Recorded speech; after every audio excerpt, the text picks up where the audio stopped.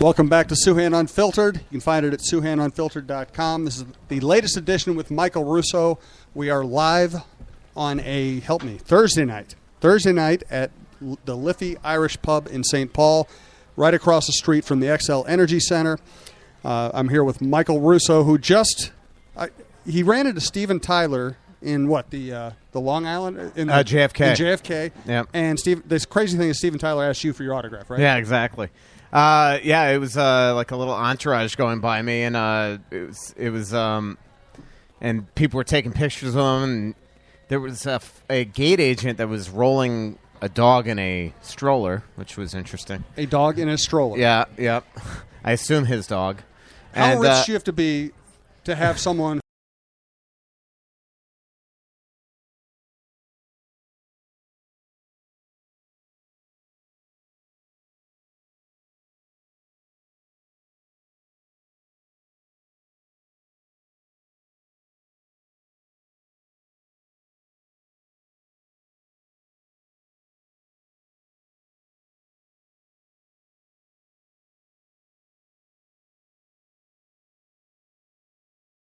Happy birthday, and he's like, gave me a thumbs up, and then he was on his merry way to wherever the hell he was flying, probably back to LA. So that was pretty funny. And then I was flying from Toronto to JFK, and these flight attendants were just going batty crazy next to me, and it was one of those regional jet first class seats, and all of a sudden I look and I kind of recognize the one guy, and then I kind of ascertain that they were reality home improvement type guys. And they were. It was the guys from Property Brothers. So they were next to me, and the flight attendants were rolling out to the runway. They were taking pictures of them and stuff. It was hilarious. And so they took a picture with me just to make me feel, they didn't want me to feel left out, they said. So then, and then lastly, I land today here. This is after my Steven Tyler run, and I run into Ben Lieber at the airport, picking up his father-in-law. So 3 flights, I ran into a bunch of celebrities. It was pretty cool. I think... we've been thinking of sponsors, and obviously Starbucks is still holding out. Starbucks should be your primary sponsor. I think we need to have a Russo's Brush with Fame, sponsor. I think it could be Hazelton. What do you think? Hazelton. And they all roll through there, right? Yeah, or Rochester, Mayo. I got you. This is Souhan Unfiltered. You can find it at SouhanUnfiltered.com. You can subscribe for free at iTunes. You can also subscribe at iHeartRadio. I want to thank our sponsors. We are at the Liffey Irish Pub tonight. That's part of the Cara Irish Pubs system, along with the Cooper and Kieran and the Local. We also do show at Kieran's and the Local. And I want to thank some new sponsors, Minnesota Eye Consultants. We're going to bring Anna Mueller in. Anna, give me your title again. I'm bad with titles. I just think of you as like the boss. Yeah, not quite that spot, but Director of Marketing at Minnesota Eye. At Minnesota. So Minnesota Eye Consultants will be one of our new sponsors. I think Michael Russo helped us out because, Michael gave you the best advertisement possible to your business. He ran away from you. Right, exactly. Yeah, right. No, we, fear is one of the main questions or things that hold people back from choosing to move forward with LASIK. So it wasn't that uncommon. It takes a little bit of time for some people to come to that decision. So was I the first person that jumped off the chair, though? Well, and ran out of there? I guess we don't keep stats on that necessarily, but we could certainly look into it. I think we should look at that. That should be on NHL.com. Yeah. How many times Russo's jumped off an operating table? The best endorsement. Were you off the actual the day of your procedure? It was. I'm pretty sure. Okay. Dr. Samuelson remembers. Let's put it this way: when I was emailing back and forth with him, I'm like, I don't know if you remember me, but I think he goes, no, I remember. Yeah. I think it was a very, I think it was a very memorable thing for Doctor. He probably uses me in clinics. I've only in 30 years of doing this had one person that just ran out of the office. Yeah. I did give him some ridiculous excuse that I'm sure I made up. Yeah. On the flip side of that, though, the people that do go through with it, they rank it right up there with buying their first house, getting married, and having a baby. It's number 4 next to those 3 huge life events. So, and we brought see again, and we brought exactly. We brought Anna on to talk a little hockey, also talk about her business. We're kind of this is a podcast. It's pretty loose. We're going to mix things in. Did you play hockey? Is that what I heard? Did. Yes, I played hockey growing up and a few years in college. So I grew up in Fergus Falls, the Otters, Mighty Otters, and then went to River Falls, Wisconsin, with the Falcons. until I blew out my knee. So. River Falls has a hockey team? My son goes to River Falls, yeah. and I didn't even know that. Yep, Wow. they do. The women just took third in the NCAA Nationals. Yeah, so. Awesome. And you were one of the ink-stained wretches for a while. You worked for a newspaper briefly, I did. correct? Yes, I did. I studied journalism and worked for the great St. Paul Pioneer Press for a few years in the sports department. So. Wow.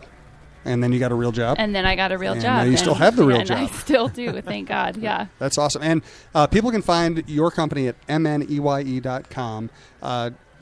Before we get back to hockey and Steven Tyler harassing Michael Russo and all that, just give us kind of the background of your company because, having read the literature, having talked to people, it sounds like it's pretty much a Minnesota-based company that has done very well.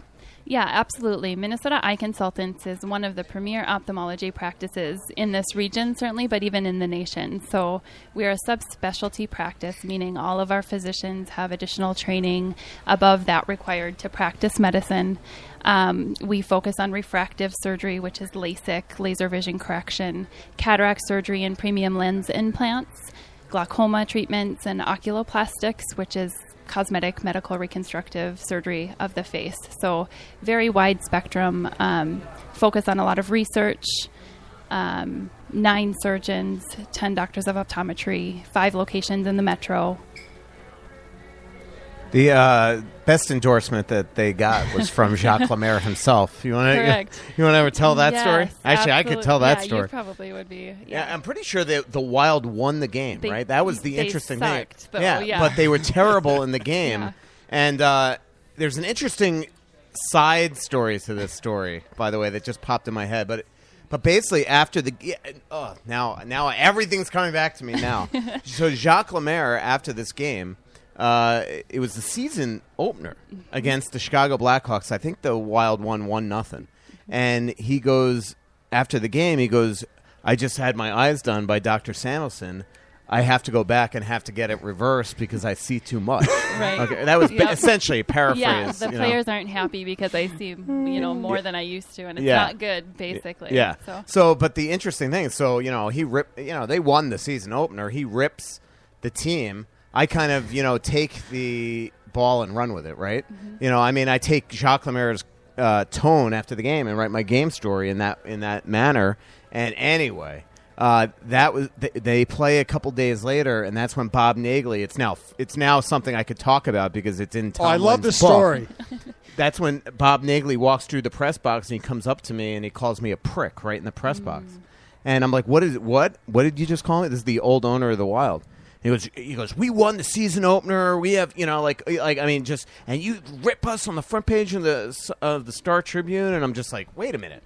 Your coach is the one that said that he wishes he was blind still. Exactly. That's how bad your team played. And I'm the one getting in trouble for this. So, you should have seen Billy Robb was the PR guy at the time. Yep. And I bet this made Billy Robb very nervous. Billy Robb turned ghost white in the press box. He arranged about, it was a game later, he arranged like a summit between me and Bob Nagley in the GM's booth before the game where Bob Nagley apologized to me 1,000 times. Glenn Crevier wanted to get involved. It was pretty, it was pretty...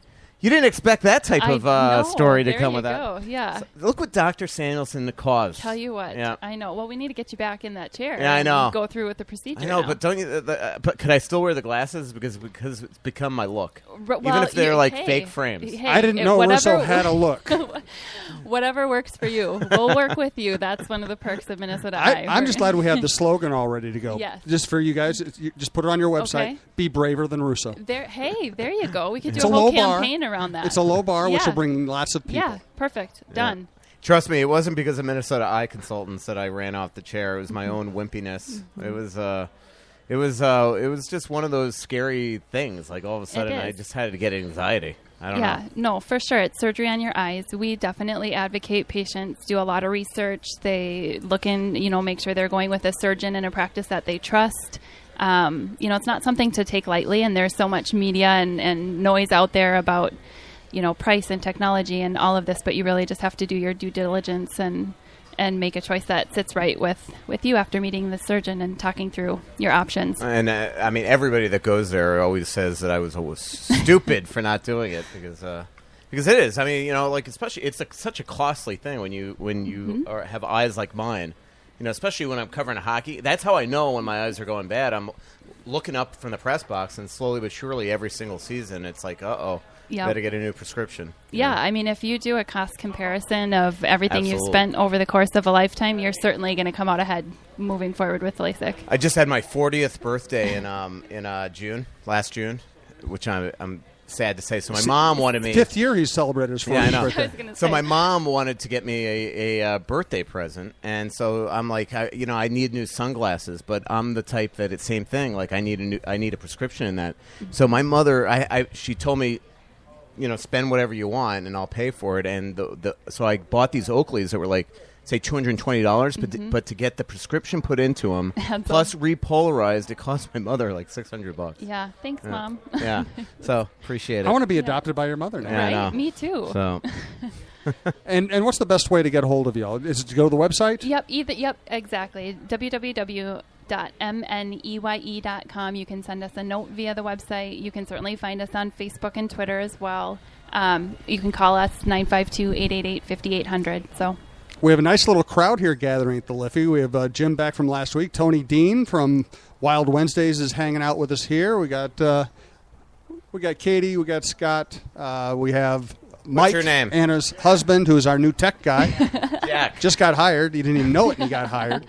Let's I brought these speakers and they're not working. You know what? We're loud enough. That's the good thing. All right. We're pretty much our own speakers. Yep. We're built-ins. Let's talk a little hockey here.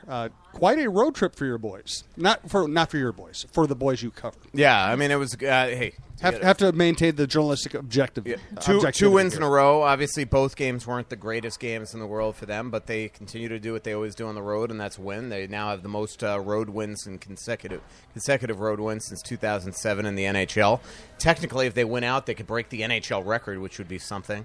And again, it just starts with the goaltending. Devin Dubnyk is absolutely sensational, gives his team the ability to win every single night.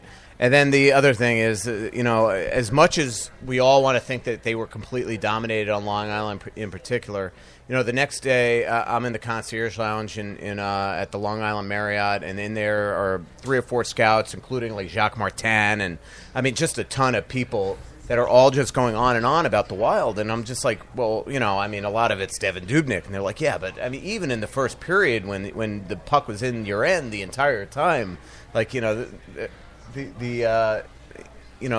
was never moments where they felt like the Wild were being dominated because the defensive coverage are in impeccable position and everything like that. I think it's probably a little, I still look at the first period as being a pretty dominating.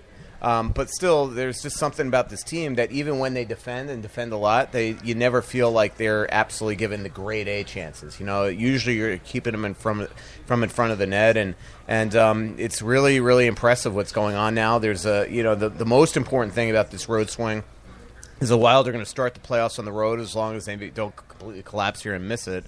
And for a team that's won 1 playoff game in the last 2 years and 4 on the road, and 4 road playoff games in the 4 years that they've made the in the last 4 playoffs, for them to have this confidence that they could go on the road and win games, that's huge because you come back on just even with a split in the games 1 and 2. Now you've got home ice advantage, and so there's something going on with this team that's pretty impressive right now. I don't think anybody in the league is really looking forward to facing Minnesota. They've been the hottest team in the league now for 2.5 months, and again, who would have thought it? We are at the Liffey. We are also sponsored by Guinness. We got a few Guinnesses, if that's the correct plural form. Guinea. I have a Guinness singular in front of me right now. Anna, I have a couple of very pertinent questions to ask Michael, but it's not kind of nice to have a woman's voice on the show for once. Oh, boy. Okay. Just give me your fans' perspective on what it's been like to watch this team. Yeah, I'm a huge Wild fan, or I consider myself a huge Wild fan, but there's years where I'm a little more enthused than others. They're not always the prettiest team to watch, but it's really exciting lately. I mean, I'm a goaltender myself, so I can appreciate some stellar goalie moves, and certainly has been really cool and exciting to watch the team do so well. Did you watch the Gophers women's hockey? I covered them last Sunday. I did not, no. Well, it wasn't on TV, so if you weren't there, you didn't have yeah. a chance anyway. Well, there you so, go. Nope, yeah. wasn't That there. was impressive. Yeah. The most impressive thing, wouldn't you agree, about Devin Dubnyk is just his, the lack of, there's no wasted energy in his style. he's never in panic situations, never flopping around. It's really calm, remarkable. cool, collected. Yeah, I love it. Amazing. Yes. Yeah. And you see that when you talk to him too. I mean, that's him about 24 hours a day. It seems like. He's got his head game together. Yeah, I mean, it's just who knew? I mean, who could have ever predicted this? So the two questions that arise from this for me. One I addressed in a column the other week, which is this the best midseason trade in Minnesota sports history? I think it is. I couldn't really come up with any. I mean, Shannon Stewart was a great trade, but as a left fielder and a leadoff hitter, he's just not as impactful as a goalie is in hockey. He just can't be. And Don Baylor had some big moments postseason, but that's not the same parallel. The other question is this the best Wild team of all time? Wow. Well, I mean, we'll see where they go. I mean, but depth-wise, I've never covered a team as balanced as this. Every single night it's somebody else scoring the big goal. I mean, obviously Parise has the huge one the other night, but how many times now you see the third line when Thomas Vanek is on your third line? That's a pretty balanced team, right? I mean, this is their second leading scorer, and he's on your third line. I think it says a lot about this team. They're even, eventually, the hope is that they'll get a guy like Jason Zucker back, and then they just get deeper because Hanino drops, and I don't know. I mean, this is. I still really believe the 2007 team, not even the one that won the division in 2008, is the best team that I covered up until this point. But in terms of pure balance, I still like it. I still think there are some weaknesses on this team. I really don't like at all the way that Mikhail Granlund has played for some time now. I think this first line of Parise and Pominville and Granlund could be so much more prolific if the guy could win just 40% of his draws, 50%.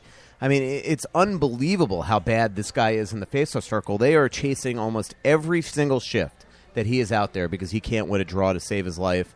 And I just I have not been enamored with his game for a long time. And it is an interesting thing because we were talking. I think it was you and I that were talking about it in the press box recently. Is that other than Dubnyk, who's having a career year? Yeah, can't say anybody. No, and for them to be the best team in the league now for 2.5 months, that just shows you, they're so strong defensively right now. I mean, they are, they have a plus 42 goal differential since Devin Dubnyk's been on this team. And again, to put that in perspective, they've given up 54 goals in 32 games under Devin Dubnyk, and they gave up 58 goals in 14 games before Dubnyk got here. I did the math on the plane today, and they averaged in the 14 games before Dubnyk got here, they gave up 4.14 goals per game. In the 22 before he got here, it was 3.8, and they've given up under him in 32 games 1.7. It's just it's crazy. I mean that's 1.7 times 2, that's 3/4. So they gave up more than double. I mean, that's nuts. It is crazy. It's really it's ridiculous. So what's the solution to the Granlund problem? I don't know. I mean, I did like Koivu back on that line the other night. I was going to say stick Koivu in there for every single face-off. Yeah, I mean, let's be honest. The Wild buzzed the other night with Koivu up there. So I don't know what it's not for a lack of practice. I'll tell you that. I mean, Darby Hendrickson is out with these guys all the time. Hala, Coyle. And Granlund trying to get these guys to be better in the circle, but all three of them have struggled remarkably this year. We tend to pick players apart. Just give us your fan view. Who's your favorite player? Well, and you guys are going to kill me for this one, but it's Koivu by a long shot. I know this year has been a struggle, but he's been my number one for years. So why? What do you like about him? He seems solid. I can't probably put it specific. He's not like a super flashy player. He seems to be able to focus really well when he's in his zone and has some good shootout moves once in a while. He needs to freshen that up a little bit too. Yeah, they kind of see it coming now. Yeah, exactly. Yeah, but he's 3 for 6 this season on it.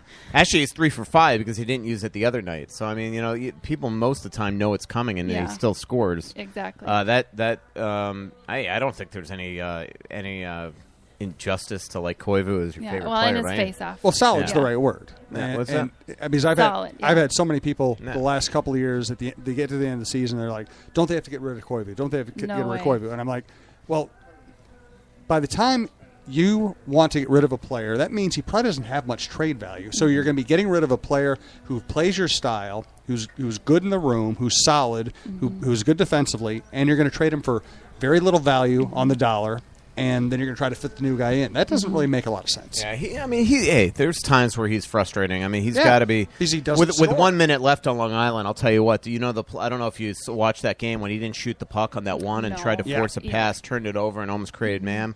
I'll tell you, Chuck Fletcher and Bob Mason and Darby almost tore the press box apart when he didn't shoot that puck. And it was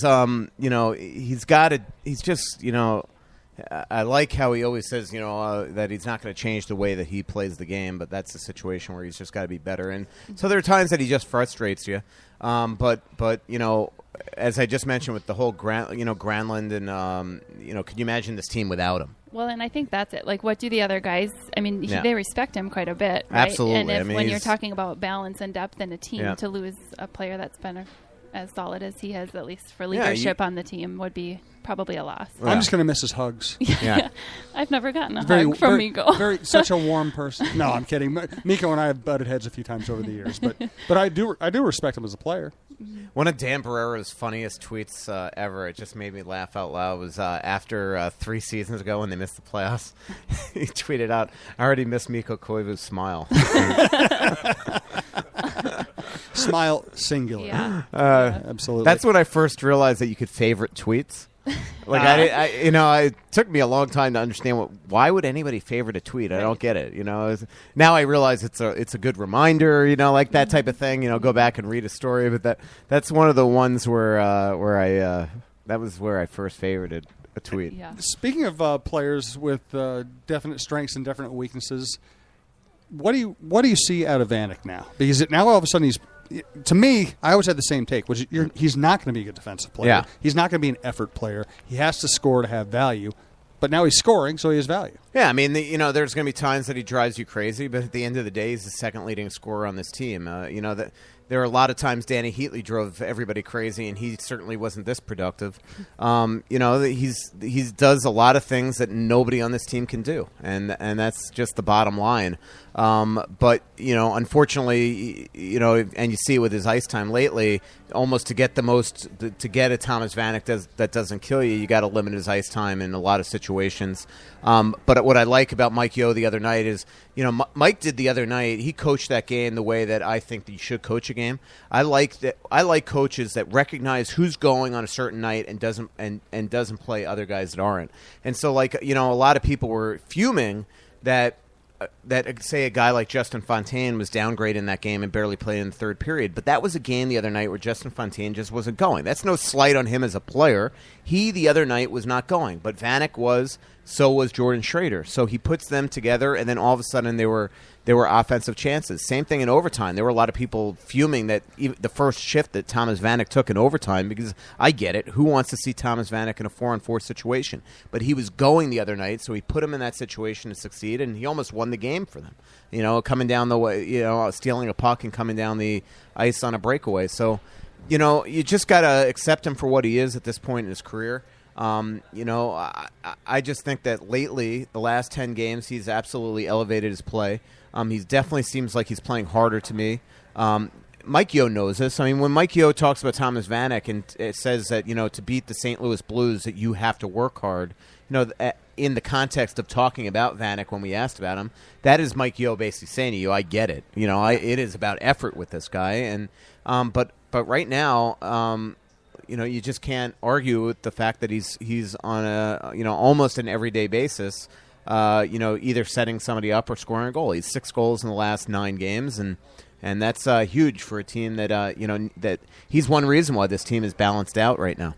You mentioned Zucker, so give me the walking wounded update. Who's coming back? Yeah. I mean, Carter's close. I think it's totally up to Carter right now. He's got to feel like when he's on the ice that he's going to be able to play a physical brand of hockey. My guess is that he doesn't play tomorrow. They've won a couple in a row. I thought the Bergenheim, the last 2 games, has actually been fairly decent. So it kind of gives you. And I also don't know that when you have a guy that hasn't played since February 9th, if you want him playing back-to-back games, it's almost like if you're going to play him against LA. So my guess is that he does not play, but we will see tomorrow morning. Cook, they've been, he's skating still. He's not skating really around the team. He's been skating with Diane Ness, which is skating instructor. He's been skating away from the team. I'm not confident that we're going to see him anytime soon. But Zucker's the interesting one. He has a 3-month timetable. His surgery was about, if I remember correctly, February 12th, maybe. So if they are being strict to that 3-month timetable, and again, I'm no math genius, but there's only 28 days in February. 3 months really is probably almost mid-April, right? So my guess is that we're not going to see him until the playoffs, but we'll see. I mean, he's not. These guys aren't practicing with the team yet, except for Ryan Carter, and that's usually your first indication. And when you've been out as long as Carter, Zucker, and Cook have, they've got to be skating with the team for a while. Let's go to Twitter questions, but we're going to give first shot to people who actually show up. So Anna from Minnesota. What about Mike Mueller? Yeah, Mike Mueller. Well, both of them. We're going to go around the table. So Anna, ask Mike Russo a question. Well, since we're talking about injuries, what's the lineup going to look like when Carter and both Cook are back? Yeah, I mean, it's interesting now. I mean, I've got to think that Carter, you want him playing in the playoffs. They traded for Bergenheim because he's a playoff guy, but I think he's going to be out. I still think that Schrader and Fontaine are still one of those bubble guys. My guess is that Zucker's going to come back, go to that second line with Koivu and Stewart. I think he's going to give them a really fascinating speed element that line doesn't have right now. Then you downgrade Nino to that third line with Vanek and Coyle. This is, again, providing everybody's healthy. And then now what that does is now you got Fontaine, Carter, Cook, Schrader, Haula, Brodziak. I mean, 6 guys that could play in that position. Mm-hmm. I think that Brodziak stays in the lineup at the very beginning. I think that you want him because he's a right-handed center. He's your only one on the team besides Coyle. And he's somebody that you can put in all situations, 5-on-3s, things like that. I think Carter plays. Cook I'm not going to include yet because I think that Cook is a ways away. My guess is that Fontaine stays right now. So I think Schrader's probably out again. And I think Haula is probably the odd guy out with Bergenheim. So, again, all this is up in the air. But, I think Haula is probably next to be on the outside looking in if everybody's healthy. Yeah. Even though he's still a great penalty killer, Carter adds that penalty killing element back in. It was interesting the other night that we got at least a small little sample size of Jordan Schrader killing penalties. So that was pretty, that kind of also tells you that, maybe that they don't look at that, if Halla's the guy out, that Schrader can at least go there. For them to play Schrader the other night on the PK, I thought was fascinating. Because remember, even when he was playing every day, he wasn't playing any special teams. So that was an interesting little thing. It was. Mike, you have a question for Mike Russo? Sure. So with Dubnyk, it's his net. Right. What are Backstrom and Darcy doing in practice to kind of try to keep some sort of edge? Yeah, they're sharing a net. Playing a lot of ping pong. Yeah, they're out there early. They're out there late. Every time they use half the ice. You see Bob Mason and Darby or Bruno and them sharing a net and just taking shots constantly. But this is not a normal situation by any stretch of the imagination. Somebody was saying to me on Twitter the other day, this is why you need a quality backup. They have no faith in their backups. I don't care who. They've been riding Dubnyk. This is not so much about faith anymore. This is about 2 guys that haven't played since January, and you can't just throw them into a game. So I don't know how we're ever going to see either one of these guys again unless Dubnyk's pulled or, God forbid, gets healthy. The other night I asked Joe about it, not because I was second guessing him, but just to see what he would say. Well, you just pissed him off. And I did. And he was like, he didn't even really get the premise of the question. Why would I possibly rest this guy? And I'm not saying he should. I don't think he should rest him as long as the games are meaningful. But I wanted to test his mindset, see if he was thinking about it. He's not thinking about it. Yeah, and the second the other day, everybody was saying to me, not everybody, a couple people were saying, why don't they play him, Kemper in Toronto? First of all, every team's an NHL team. They would have lost that game. But the other thing is, the second, if all of a sudden you throw Kemper into the Toronto game, where, by the way, he gave up 3 goals on 7 shots through half the game last year. But I digress on that one. The second you do that, what you're saying to your team also subconsciously is, we're playing a cupcake tonight. You don't have to work as hard. It's just it's such an obvious thing that your statement you're making if all of a sudden you're throwing the backup in that situation. And that's why even if the Wild clinch, say, game 81, I don't know, and they go into St. Louis and they're still looking to determine who they're going to play. I don't know if you want to have what happened against Nashville last year. Remember they threw, that game they lost 6-2 in the season finale at home because nobody was going into passing lanes and things. I don't know. I think you want to keep your foot on the gas. It's going to be interesting, that game, because there's a chance. Could you imagine, like, say, you go into St. Louis and win, you play St. Louis, and you go into St. Louis and lose, you play Anaheim? Like, we might subconsciously find out who Mike Yeo would prefer to play in the playoffs. Like, all of a sudden they play John Curry in St. Louis, like just to lose and play Anaheim? I don't know. Well, the thing is, but they've had, as much as we've gotten used to people saying, oh, you don't want to play St. Louis, you don't want St. Louis, they played St. Louis well this year. Yeah, the first game they got lucky. Yeah. Even they say that. But you're right. They destroyed them last game. The first game here, they did lose in a shootout, I think it was. But that was a game the Wild pretty much outplayed them, if I remember correctly. I don't know if anybody wants to play the Wild right now. I just think also you don't mess with fate. You don't. Whoever they, at the end of the day, 82 games, they wind up playing, they play. So, selfishly, the beat writer wants it to be Anaheim, but that's only because I want to go to California. Well, I could care less who they. There's no question about that. But I don't want. I'm guilty of relating a lot of things to having covered baseball as a beat writer for a long time, and I'm about to be guilty of it again. But I was in spring training. I was talking to Torrey Hunter about the best Twins teams he was on. He was like, "Man, we were good in 2006," and I said, "Yeah." And and if you remember, the reason that team didn't do anything in the postseason, that Twins team for the last 4 months of the 2006 season was a lot like this Wild team. They make a midseason acquisition. They turn things around. All of a sudden, they're the best team in their league for a 3-4 month stretch. And then they did nothing in the postseason. Well, if you remember, they were all geared up to go to New York as a wild card team and to play the Yankees, who had already beaten them a couple of times by that point. They were fired up to go to New York, and that's all they were talking about. Mm-hmm. And then all of a sudden, last day of the season, they win. I think the Royals beat the Tigers, and all of a sudden the Twins are division champions. They're staying at home. The Oakland A's, which were really one of the worst playoff teams I've ever seen, that 2006 Oakland A's team, they really had nothing, was going to come to the Metrodome. So they all partied. They drank a lot of champagne. They partied again the next day, and they got swept by the stinky Oakland A's. So, yeah, trying to manage who you're going to play can be a really bad idea. Jim, you have a question for Mike? Sure. Careful. We have a lot of liquid around here. There you go. Two quick questions. First off, I just had a obviously flashback to something, but I'll tell you that after.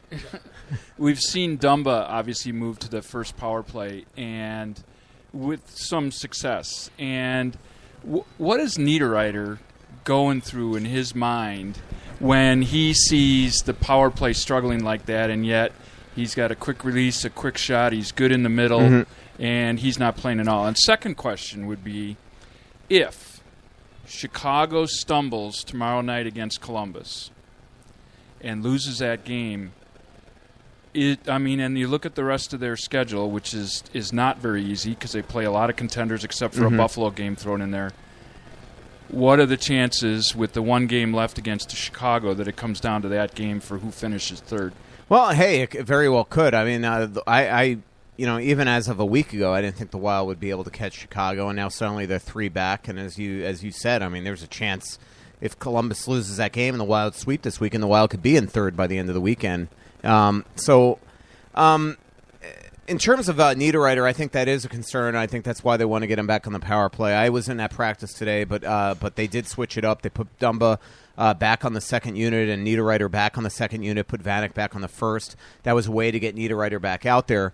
And it was also because there were, and these are rookie moments. Both games against Toronto and the Islanders the other day, Dumba swept pucks out of. Both times almost created shorthanded chances. Now, one, he saved the day on getting back on the back check because he's got an incredible wheels. But there was a pretty hellacious moment in Toronto that almost cost him big time because he threw the puck out of the zone. Not that Pominville doesn't, but that's a situation where he's got to recognize things. And then I thought on Long Island he really struggled on the power play. So they're going to switch it up, put Vanek back on, who's hot right now. And then get Niederreiter back on the power play. I think they want Niederreiter. I think they feel like because Niederreiter has played so well, that it was probably now time to get him back on to keep everybody involved in the situation, but they don't want to take Stewart off the unit. I think they also feel like, it's a shame that Niederreiter was robbed the other night on Long Island, but they feel like there's a really good chemistry between Stewart and Niederreiter, both playing along the goal line or in front of the net, where Stewart's basically has a couple times lately set up Niederreiter for point-blank chances. Again, Halak robbed Niederreiter the other day, but I think they want to take advantage of that on the second unit. A lot of this is total conjecture because, again, I wasn't at practice today, but I was not shocked at all to see the units switched up today. Even though they only had one power play the other day, I just think that, if you saw Mike Yo's face when Dumba threw the puck out of the zone on Long Island, you just knew that was probably going to be a short-time fix. And if you saw Dumba didn't play a lot of minutes in the third period the other night, that was one of his toughest games. He was that's as overwhelmed on Long Island as we've seen him in a long time. And yet he's still good enough that he made a couple of nice plays. But, this is a young kid that they still got to manage. And so it'll be interesting to see here. There was a game... the interesting thing is the first game in Nashville that the Wild played 3 weeks ago, it was about, Dumba was one of his worst games also in a long time. But then his second game in Nashville, the one where he scored the overtime winner, he was outstanding defensively. And so, this is still a kid that, they've got to kind of, keep an eye on to make sure that they're not overexposing in situations in tough moments. And right now games are so important that you just got, and every game's been a one-goal game, it seems, right? I mean, it just seems like they've got to really watch him, and that was a situation the other day that twofold, at least you get Niederreiter back on the second unit. We're at the Liffey. A few of us are drinking Guinness. Any other questions from the audience before we move on to Twitter questions? Tony, you got something? Tony? I always have something. Throw something out here. Sneak up here. This one, right? I think... The pinnacle of hockey writing. Can I just interrupt real quick? Yes, so sir. Tony is, by the way, the police officer that I told you about last podcast that he told me about his first week on the job, how I went on that rant about how I could never be a cop. It was Tony that was. Yes. I just had to. And actually, not to sidetrack anything, but there was 2 law enforcement officers killed in the country. I believe yesterday. Yeah. Wisconsin state trooper who it was like his first month off of field training, so he was on his own. Mm-hmm. And he came into contact with the bank robber, and he put himself in harm's way, and he struck that person down, and he ended up making the ultimate sacrifice, which is just it's really like the most beautiful thing anybody can do is put themselves in the line of danger and protect society and lose your life that way. And then there was another officer in, I believe it was San Jose, who lost his life, and he was like a 12-year veteran. So, not to sidetrack from the hockey. Well, I'll second discussion. Michael. I couldn't be a cop either.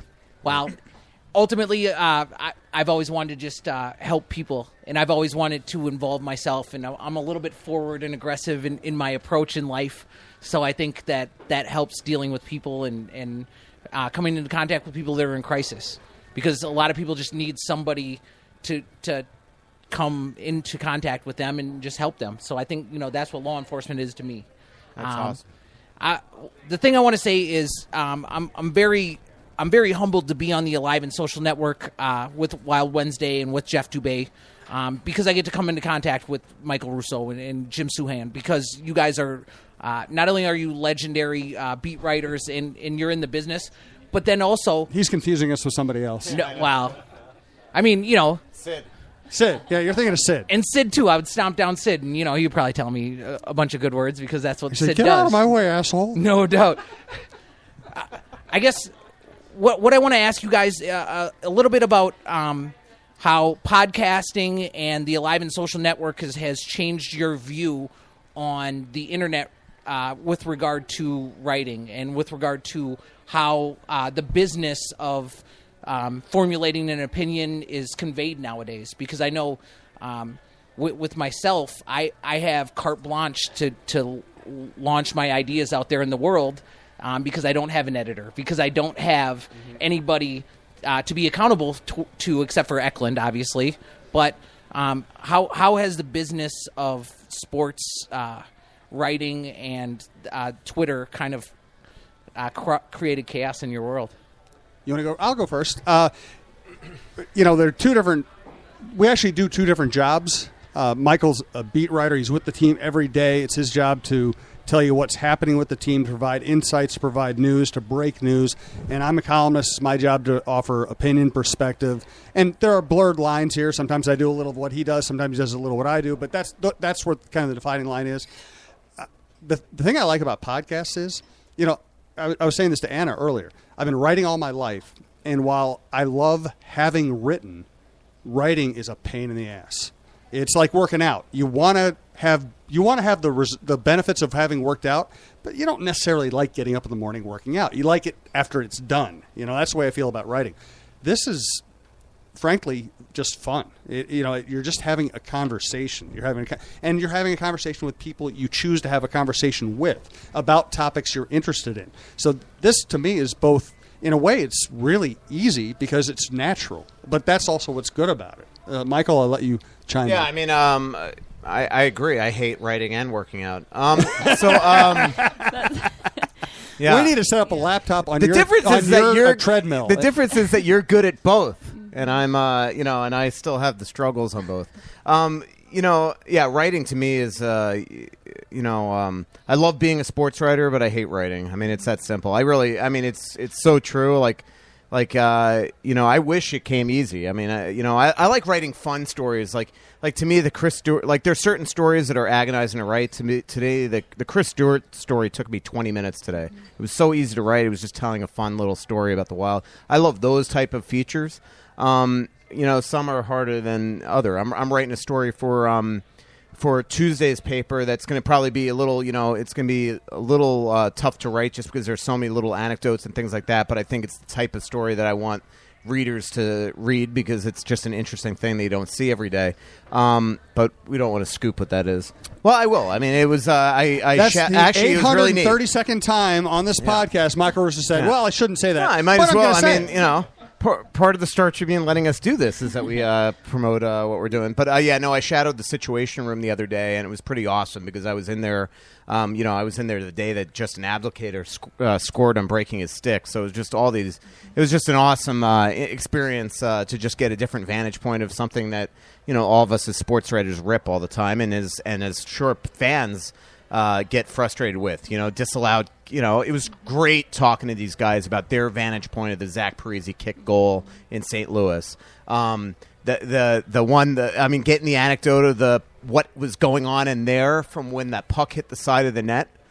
Awesome stuff, So that's that type of thing. But actually, that story is going to be a lot more difficult to write because there's hours of tape that I got to freaking transcribe. And by the way, if you want an inside view of our business, the one thing we all hate is transcribing. Yeah. Yep. Because the longer and better the interview is, the more freaking tape you have to go through, sentence by sentence, making sure you have the commas in the right place, making sure you're quoting them accurately. It's such a pain in the ass. Yeah. Some people are fun to transcribe, but some people it's like, I covered one coach. I hated listening to him live, let alone twice.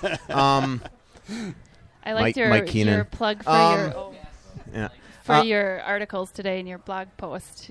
You just encouraged you told people that you write articles as well as blogs. So it'd be great if people would read them too. It was funny. I mean, I met this. I can't remember where it was, but I'm like Steven Tyler. He said that he loved the blogs, and I said, "Oh, do you like the articles or something?" And he's like, "What articles?" And I'm like, "Wait a minute, you don't think I'm just you don't think I'm just a blogger?" I'm still good. No, I'm just kidding, Tony. But it's fun. It's funny. I always this is an old tired line from me. Yeah. I'm going to use it again because I don't have any new material. If we would tell people that the newspaper was the printed internet, we'd sell 1 million papers. Yeah. But the idea that it's a newspaper, but if you say, "Hey, we know what we did for you today," for like 50 cents, we printed out the internet for you. Oh, you did that? I'll give you $5 for that. But I will say, the reason why I put that anecdote on there the other day is because, that was a game after Long Island. I had gotten up at 3 a.m. in Toronto after getting basically an hour and a half sleep that night because I left Air Canada Center so long. And so, and then they signed the kid during the third period, and then the comeback, and then so you write now, and also with the 6 p.m. game, you actually write pretty much a live story. So it's like I wrote all this stuff about Dubnyk and Parisi in the article. So it's like, when I went to the blog, I'm like, well, I don't want to repeat all the quotes that I just used, or I don't want to go on and on about Dubnyk like I just did in the Gamer. But then I'm thinking to myself, like, if people don't know that there's another place to go to read all this stuff, they're going to be like, why the hell are you writing about Jordan Schrader for 30 inches in your blog? So it was just kind of like a funny anecdote to just tell everybody. But back to Tony's question. I mean, I don't know. Like, Twitter is definitely a blessing and a curse. I will say that the only thing I don't like about Twitter is it probably has hurt our business from a standpoint that, first of all, we don't really, monetize. We don't get anything from it from a newspaper standpoint, right? Other than, you get clicks and things like that. But it has kind of dumbed down the reader in terms of they want everything in 140 characters, So it's like if I'm writing, and that's why sometimes I get so thin-skinned on Twitter when it comes to, like, read the blog, read the article. Like, I just spent 30 inches writing about this question. Like, yesterday, somebody was like, do you have any idea why the Wild haven't signed Devin Dubnyk? I'm like, yeah, I wrote a 25-inch article about it in yesterday's paper. How about you freaking read it? But I think that's the thing. So you're going to all different types of people. Yeah. Like, nobody reads everything. And then the other thing is, like, there's so much negativity on there. It's like, and so I probably should stay off Twitter when I've lacked sleep. Like today, I woke up. I think you should be on Twitter today more when you woke woke up. It should be the opposite. I think that should be a TV show. Like today, it's like I woke up in New York and it's like I'm tired. I did a bunch of stuff. I went to the league office yesterday to deal with a couple meetings. I went to the Daily Show, which was fun. We'll talk about that. Yeah. And then so I wake up and I'm in the cab and I'm dealing with, personal issue. Like I had a bunch of fraudulent charges on my Amex. I get to the airport. I offended the person at Pete's Coffee because I asked her if there was a Starbucks, which was probably not the brightest place to ask. And then I get on the plane and I got some guy telling me to stick to hockey because I mentioned it to Steven Tyler. So I blocked that guy. There's just so much negative energy. I don't understand. That's the one thing I don't get about the whole, like, anonymous internet troll person is, like, how miserable of a human being do you have to be to just go after somebody for no reason? I just don't get.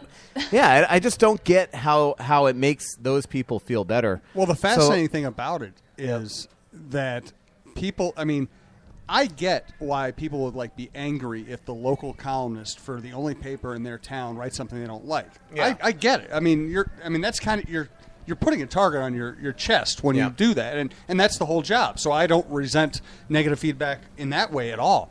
But Twitter, people choose to follow you and then get angry when you tell them what you see or what you think. Yeah. That's what's bizarre. And that takes work. I mean, that's like energy and planning and, like, Yeah. absurd. Effort. Yeah. Effort.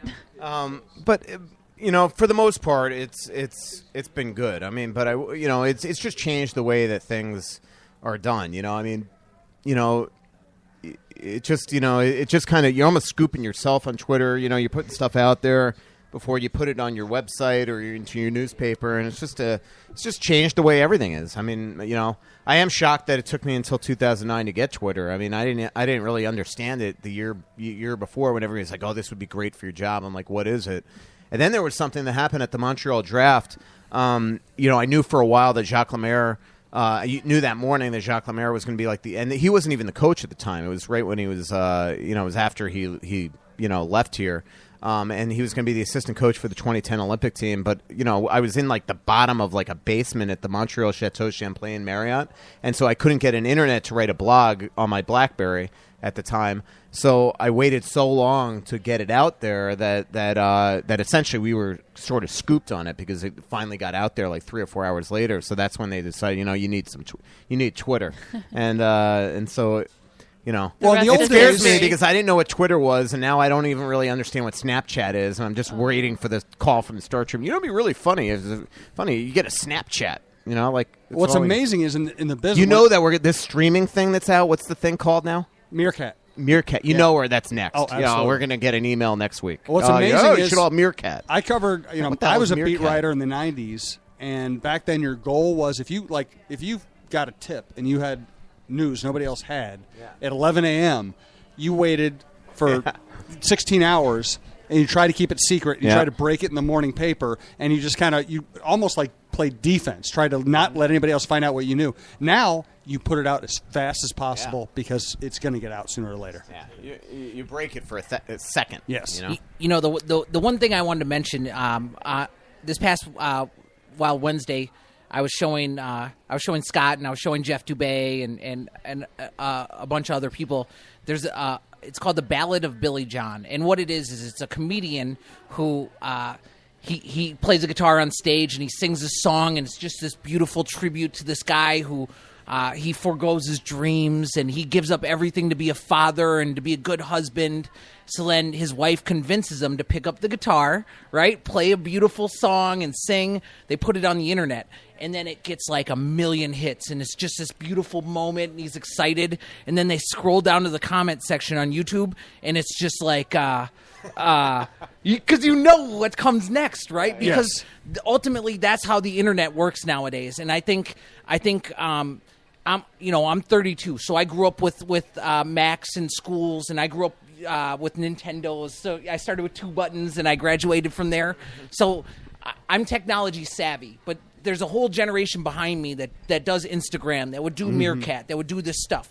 What I've realized is, especially being like a hockey blogger and working for Eklund on Hockey Buzz, where he has made a whole business off of like hockey rumors, right? I've never done a hockey rumor in my entire life. All I've ever done is like written my perspective, but I get savaged. I get savaged on the internet. Welcome to the business. People. And so for you gentlemen, I hope that you realize that there's people out there that just want a response from you. Yeah. None of the content in the thing that they say to you matters. They're just looking for you to respond. And then when you respond, then they make you out to look like the bad guy because you're the guy with the job, you're the guy with the platform. You know what? I will say the majority of the feedback that we get is positive. It is honestly ridiculous the way that people treat me in this town. I mean, and I mean that in a I good agree. way. You do not deserve it. Yeah, I mean, it really is. Good for you, Sue. My friends always say to me, God, if people only knew you, how uncool you are. And, it's just hilarious. But, I mean, the majority are. But then there are the people that just, and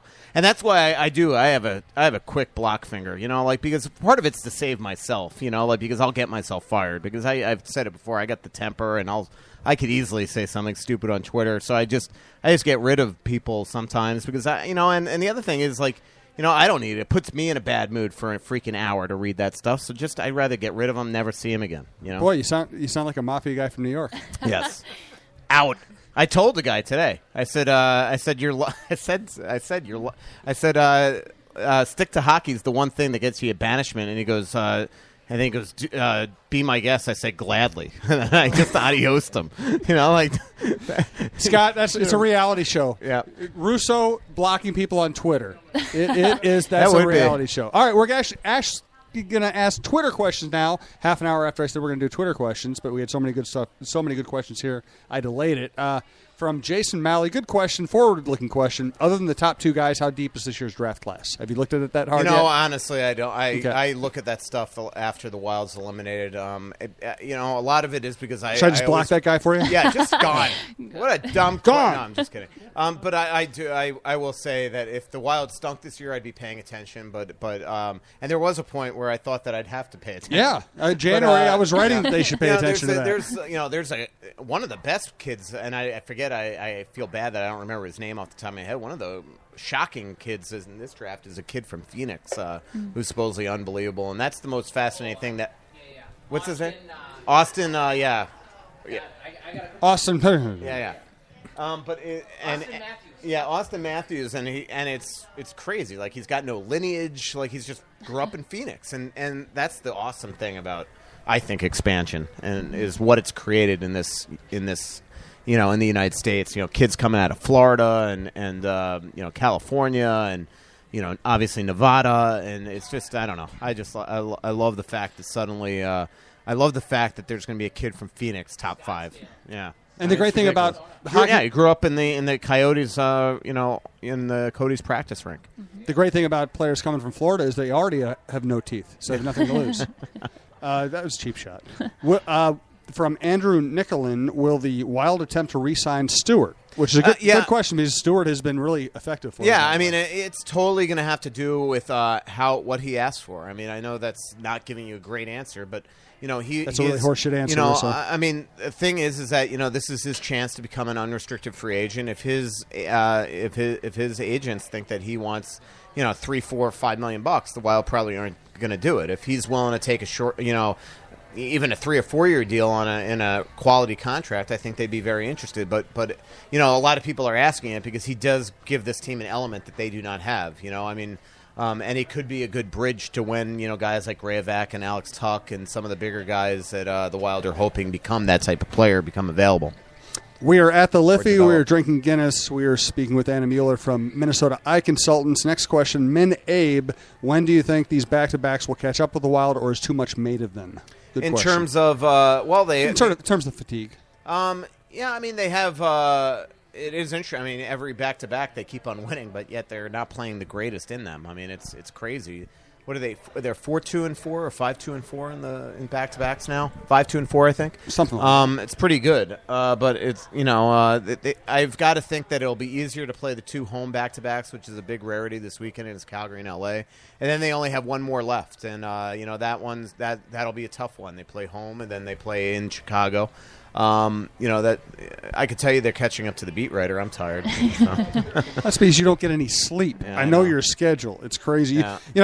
And inside and a business inside here, we do try to give Russo more days off than he will actually take. Yeah. He just he'll take a day off and then go to the game. That's Right. true. Which is why we love him. It's also why he's tired. Yeah. A comment from Connor Wickenhauser, more than a question, just pointing out that we were needling Heatley before he did make the pass that beat the Avs in OT, and believe me, we all loved him for that. That was a great play, and he's a good guy. I like Danny Heatley a lot. Let's see, do we have any more?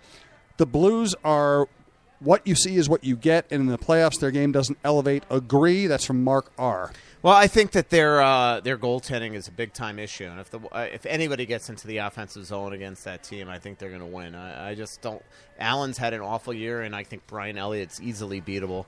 But they're still to me a scary team. I think their blue line's awesome, and I think up front they're very, very deep. They're huge, and all the teams the Wild have a potential playing in the first round are all going to be good teams. I still, personally think that they match up best with Nashville.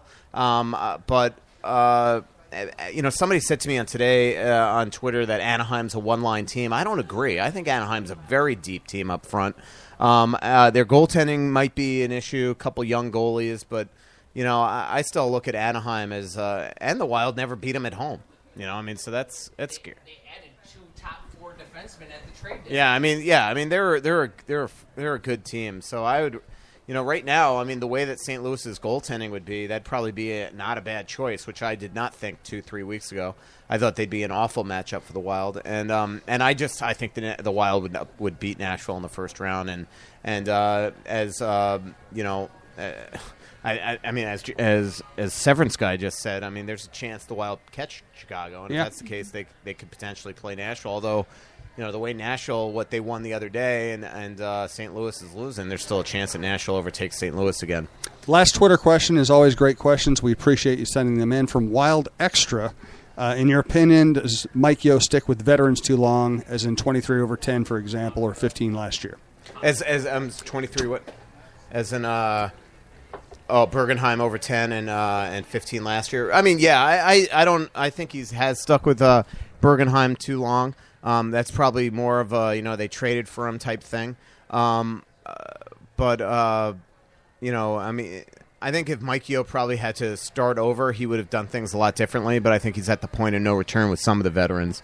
Obviously, the power play is the one where a lot of fans have, justifiably are upset with him on never changing the personnel in the first and second unit, especially with guys like to me, Vanek, Suter are probably the 2 big issues that have been on that number 1 unit, more so at all than Koivu. I just think that I think they telegraph a lot of plays. Vanek throws pucks away on that first unit, but they're never going to. I mean, let's be honest. I mean, they're just going to have to live. They're not moving Suter down right now. I mean, it's that simple. They're not putting him on the second unit. So That's just to me, that's the one area where probably fans still have a right to rip on Mike Yeo, but I think he's just done a fabulous coaching job this year, and I think that all this really shows with the goaltender is that his defensive system's as good as it gets. I mean, I really do. I mean, the way that they are defensively, that is his system.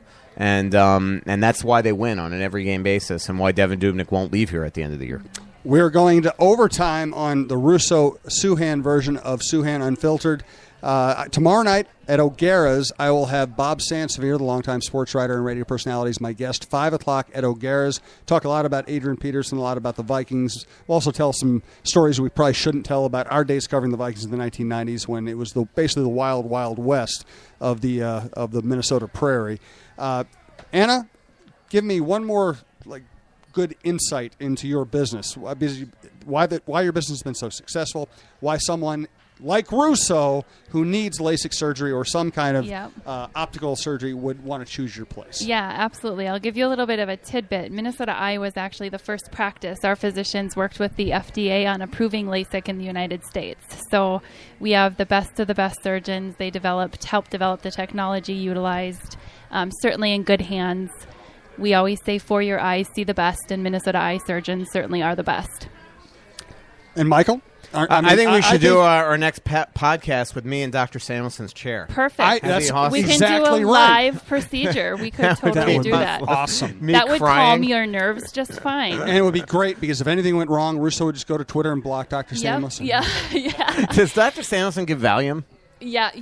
Really? As a matter of fact. I would probably need it. As a matter of fact. Now, if we can get you on Valium and keep you awake, now that would be a podcast. And then get you on Can you Twitter. offset Valium with Starbucks? I think you would. I think you would be the first to find a way. Hey, Michael, you wanted to talk about Super Troopers. Oh, yeah, supertroopers2.com. Go to it. My buddy Eric Stolhansky, Rabbit. This is something that it's brilliant. I should actually call up they basically are having us, the people, fund their movie, to make this movie, and they had a goal of $2 million. In one day, they went to $2.5 million, and they continue. And the more that they get, the more money they're going to put into the film. Better actors, I don't know, better police cars. But it's awesome. What's awesome is that like, if you go to see what you get for your donations, I mean, they're unbelievable. I mean, if you don't, somebody donated $35,000, and out of that they get a boatload of stuff and the police car that they're going to use in the show. Now, I donated money, but I did not go to triple digits. So he was convinced I was the one that bought the cop car, because I've been talking about that for so long. He wants to do a podcast with us, but he's been in LA for a while, because Broken Lizard's actually doing a pilot for TBS. So they're really, but go to supertroopers.com and look at just the stuff that they're willing. There's one, if you donate $25,000, they'll be the best men at your wedding. There you go, Jim. Yeah. There's really neat, Since I have no friends, that would be a good investment. You get, if you donate $700, you get the scripts. It's really neat. And again, Stolhansky's one of us. Even though I'm not one of us, but you know what I mean. You know what I mean. You're one of us. Yeah, right yeah. now. Thank you, Tony. We love you. Yes, exactly. He's he a means born and bred Jim, who are standing Minnesotan. next to each other. He's a born and bred Minnesotan. He's a gigantic Wild fan. Played Sven in Curb Your Enthusiasm. So what's cooler than that? Nothing. And is I cooler don't know. than I'm that. just excited for him, because he's such a good dude, and as I've told him, I want to be the social media guy on their set for the movie. I want them to film it during the summer, and I will be there tweeting away. You have to grow a mustache, though. Rabbit doesn't grow a mustache. I forgot. This is the dumbest text ever. I sent him, and I watched Super Troopers, but I haven't seen it in a long time. So they did their trailer for the movie where they put Farva, and I've hung out with all these guys, Kevin Heffernan and Stephen Lemmy. So they put Farva, who's Kevin Heffernan, into the trunk of this car, and then they're talking about their mustaches, and then they show Stolhansky, who's Rabbit, and he doesn't have a mustache. So I sent him a text. I'm like, hey, awesome idea, great. great trailer. I'm like, but why the heck don't you have a mustache? And he just sends me a text back. Rabbit can't grow a mustache. I'm like, God damn it, what a stupid text. So it was just like, how could you have forgotten such an important piece of information? I know, it's just so funny. I've hung out. Stolhansky lives kind of in my hood, and I've hung out with him. And there's never a time I've been with him where people don't come up to him and ask him to drink syrup, because that was a big part of the movie, drinking and he really drank maple syrup in that movie. Oh, so gross. It was. He is one of us. Yeah, so I'm excited for him. He wants to do a podcast with us when he's back here. He promises he will. Awesome. Yep, that'd be great. Yep. Lot to look forward to on the podcast. It's SouhanUnfiltered.com. At least once a week, Michael Russo joins me for the podcast where I don't have to talk. Yeah. I get to sit back and relax, and Michael carries the show. You will be talking a lot when I'm getting my LASIK done, though. I think There I'm you going to be. go. I'll be laughing a Yeah. lot. Do they give how about will they just knock me out? No, Oh, we can't because knock you out. We can give you a teddy bear to snuggle while Why you're... can't you knock me out? You Yeah. could take some sort of clamp and keep my eyeballs Well, open we'll do during the that surgery. too. Yeah. Oh, okay. We'll do that too. Yeah. No, we want you awake for this, Russo. You're gonna live tweet during. The I would do He the won't, I would no do the doubt about LASIK, especially from Dr. Samuelson. There you go. He's a Minnetonka guy. Let's He's do it. Big Do it. Skippers fan. Yep. Well, Yeah. Actually, you know what it was? It was my cousin that put me in touch with Dr. Samuelson. tell you what, I'll go to a hair weave guy if you go to the LASIK guy. I'm the one that needs a hair weave guy. Okay, This we'll is both awesome. get a You know hair what we weave should guy. do is that we should all our maladies. We should get sponsors, Oh, weight absolutely. loss clinic for Would me. be rich. Definitely hair There you restoration. go. This is Perfect. awesome. Yeah, well, this is a good idea. You're gonna Absolutely. be set up. Yeah. All right. SouhanUnfiltered.com. Michael Cardiologist. Russo. Thank you, Anna Mueller. Thank you so much. MNEYE.com. If you have any eye concerns, that is the place to go. Thank you to Liffey for hosting us. Thank you for Guinness for making that magical stuff that I've been drinking all afternoon. Yes. Tomorrow Tomorrow night at O'Gara's with Bob Sanser at 5 o'clock. Next week, Russo and I don't know when we're going to do our show yet. I'm going to be out of town, but we're still going to find a way to do a show. Obviously, the way the Wild is playing, we'll make it happen. I also have a bunch of Twins interviews I did in spring training that we'll be running over the next couple of weeks while I'm out of town. I finally said that How is correctly. Lavelle down in Fort Myers? I don't see Lavelle when I'm in Fort Myers. Okay. He spends like 18 hours a day at the cigar bar, and I don't smoke cigars or like smoke, so I don't see him. In fact, I think he does all his reporting from the cigar bar. He never really gets anything at the ballpark, but he'll say, "Hey, I saw these 3 ball players at the cigar bar, and here's what they told me last night." It's ingenious reporting. Remember that strategy. Seinfeld episode when Kramer had the cigar party in his thing, and he came out, his skin was all. Awful. Oh man, his teeth was all. Yeah, It's beautiful. I like cigars. I'm a cigar guy. Are you a cigar guy? Yeah. I'm not. You know what? I dabbled. I dabbled. Romeo and Julieta is a new sponsor. In high school, I dabbled in some other smoke infused substances. Called cigarettes? No. No, No. I would Okay. not ever touch a cigarette. But I smoked a little pot in high school, and then I started running and playing sports. I just couldn't stand the fact that I would cough. I don't have anything against marijuana. I just didn't like the way it affected me. I don't want to cough, and so I gave it up. And that's the last time I smoked anything. And my parents were chain smokers, so I couldn't go that way. Yeah. No. Good. All right. Thanks again. Thanks On to that Anna. note- Thanks Good. to Michael. Thanks to everybody else who came. Another SRO crowd, sitting room only, here at the Liffey. We appreciate everybody who came by. Thanks for coming by, Tony, and we will talk to you soon.